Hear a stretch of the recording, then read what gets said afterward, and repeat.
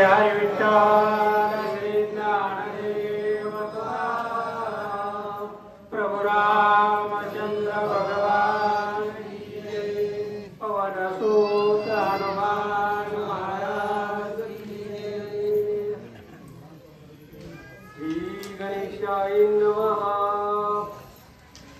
सदाशिवाचे आज्ञेवरी श्रीरामार्पू सीता सुंदरी यावरी छळोनी निजनारी कार्यांतरी गोविदी प्रभु रामचंद्र भगवान की जय प्रभो तुम्ही महेशाच्या मूर्ती मी तव दुबळार्पी तसे भक्ती गोलधरी गंगावती स्वीकाराल की जोजी जयाचे केलिया स्मरण सकळ विद्येचे होय अनुकरण ते जीवन श्रीचरण सद्गुरूचे ते नमस्कार हो नियाता ज्ञानवंत गुणवंत पुण्यवंत सर्व सर्वच्या वक्त्यांच्या जन्मस्पर्श होऊन त्या ठिकाणी वेळेवर आपल्या शब्दामध्ये कथा करण्याचा प्रयत्न करू.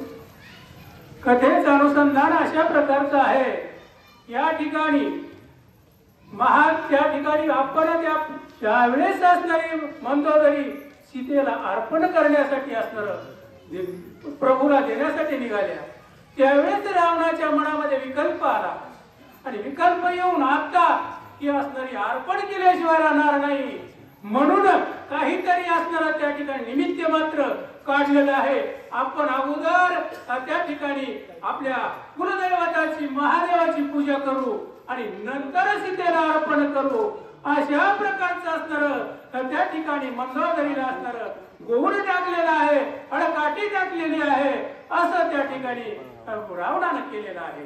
रावणे पूजिला श्री शंकर मंदोदरी हर्षथार एरीकडे दशशिर करी विचार तो ऐका. हो त्या ठिकाणी आनंद झाला. खरोखरच आता माझ्या मालक माझ्या कुलदैवताची पूजा केली आता बरोबर असणार रामाला सीता अर्पण करते आणि या लंकेचं राज्य वाचल. या ठिकाणी असणार सर्व सृष्टी असणारी त्या ठिकाणी राहील. माझा आयोग पण त्या ठिकाणी राहील आणि नाही सर्व कुंभकर्ण वाचेल अशा प्रकारचं असणार त्या ठिकाणी आनंद त्या ठिकाणी मंदोदरीला त्या ठिकाणी झालेला आहे.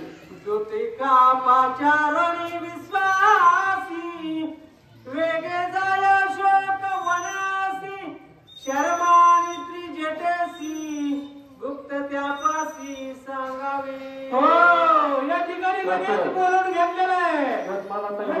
लगेच असताना त्या ठिकाणी बोलून घेतलं आणि बोलून घेतल्याबरोबर सांगितलं शेवटी म्हणजे असणारे त्या द्वितीला बोलवलेलं आहे आणि बोलवून असणार गुप्त असणार त्या ठिकाणी त्या त्रिजटेला असणार संरक्षण करणाऱ्या त्रिजटेला त्या ठिकाणी असणार गुप्त बातमी जाऊन आताची आता सांग असं त्या ठिकाणी रावणानं संबोधित केलेलं आहे.